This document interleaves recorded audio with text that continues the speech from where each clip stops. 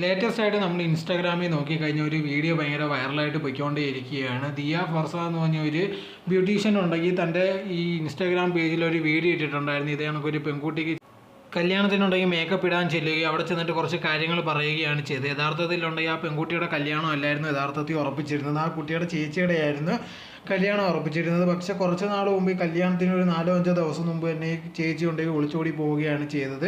അങ്ങനെ ഇരിക്കുന്ന ഒരു സിറ്റുവേഷൻ ഉണ്ടെങ്കിൽ വീട്ടുകാർ ഭയങ്കര ഒരു ട്രാജഡി കൂടാണ് കടന്നു പോയിക്കൊണ്ടിരിക്കുന്നതെന്ന് മനസ്സിലാക്കിയിട്ട് ഈ സഹോദരിയായിട്ടുള്ള പെൺകുട്ടി ഉണ്ടെങ്കിൽ ഇതേ കണക്ക് കല്യാണത്തിന് സമ്മതിക്കുകയാണ് ചെയ്തിരിക്കുന്നത്. അങ്ങനെ ചേച്ചിക്ക് വേണ്ടി ഉറപ്പിച്ച പയ്യനെ ഉണ്ടെങ്കിൽ സഹോദരിയാണ് കല്യാണം കഴിച്ചിരിക്കുന്നത്. ആ ഒരു വീഡിയോ ആയിരുന്നു ഇതേ കണക്ക് ഇട്ടിരുന്നത്. ഇത് കണ്ടപ്പോഴത്തേക്കുണ്ടെങ്കിൽ ഒരുപാട് പേര് പറഞ്ഞു ഇങ്ങനത്തുള്ള ഗതി ഒരുപാട് പേർക്ക് വരുന്നുണ്ട്, ഇഷ്ടമല്ലാതൊക്കെ കല്യാണം കഴിക്കേണ്ട അവസ്ഥയാണ്. പക്ഷേ ഈ പെൺകുട്ടിയുടെ കാര്യം എന്ന് പറഞ്ഞാൽ ചേച്ചിക്ക് ഉറപ്പിച്ച പയ്യനെയാണ് ഇപ്പോൾ കല്യാണം കഴിച്ചിരിക്കുന്നത്. പക്ഷേ അതിലൊരു വിഷമമെന്ന് പറഞ്ഞ് അങ്ങനെ ഒന്നും പറഞ്ഞിട്ടില്ല. ഇതേ സമയത്തുണ്ടെങ്കിൽ ഈ മൂത്ത ചേച്ചി ഉണ്ടെങ്കിൽ ഇതേ ഇൻസ്റ്റാഗ്രാം പേജിലുണ്ടെങ്കിൽ ഇതേ കണക്കൊരു കമൻറ്റ് ഇട്ടിട്ടുണ്ടായിരുന്നു. ഇവർക്ക് ആർക്കും അറിയത്തില്ല ഞാൻ എന്തുകൊണ്ടാണ് ഒളിച്ചോടി പോയത്, അല്ലെങ്കിൽ എന്തുകൊണ്ട് സംഭവിച്ചതെന്നുള്ള രീതിയിൽ എന്നെ അവർ അത്രയും കഷ്ടപ്പെടുത്തിയിട്ടുണ്ട്, അതുകൊണ്ടാണ് ഞാൻ അവരെ കഷ്ടപ്പെടുത്തിയെന്നുള്ള രീതിയിലായിരുന്നു കമൻറ്റ്സ് ഇട്ടിരുന്നത്.